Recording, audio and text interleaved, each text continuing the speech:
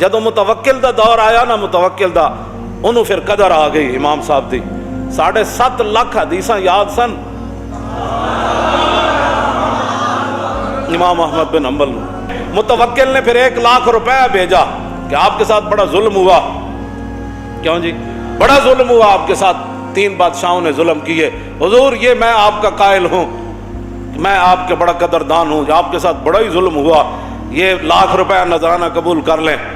اور جس کو بھیجا تھا اس کو کہا کہ اگر امام صاحب قبول نہ کریں نا تو ان کو عرض کرنا کہ آپ پیسے لے لیں اور آپ کو ضرورت نہیں ہے تو غریبوں کو دے دینا. جب امام صاحب کے پاس سنو، یہ تھے وہ علماء جن پر حضور نے ناز فرمایا، جن کے ذمے حضور اپنا دین چھوڑ کر ساری دنیا سے تشریف لے گئے. یہ تھے وہ علماء، یہ تھے وہ علماء. جدو بادشاہ دا 1 لاکھ روپے آیا نا آپ رو پڑے. آپ نے فرمایا یا اللہ پہلے تو میرے دین دا امتحان ہویا، ہن میری دنیا دا امتحان ہونے لگا، اور یہ میرے لیے اس امتحان سے سخت امتحان ہے کہ بادشاہ آپ مجھے پیسے دینے لگ پڑے. یا اللہ یہ کیا امتحان ہے میرے لیے.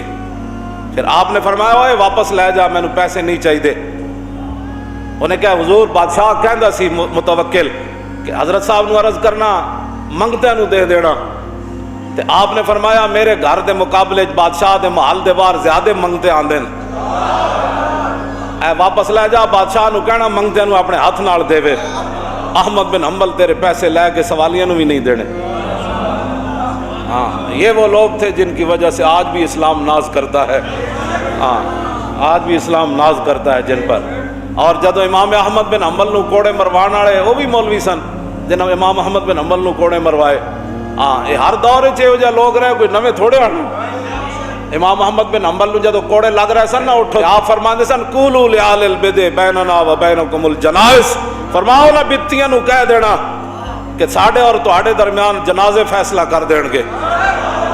تے جدو امام احمد بن حنبل دنیا تو گئے تے 17 لاکھ لوگوں نے جنازے میں شرکت کی تھی.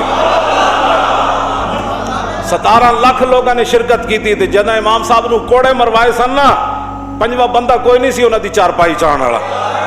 تو آیا نہ در تے او کیوں بد نصیبا، او ہزاراں رنگاں وچ رنگیں دے محمد.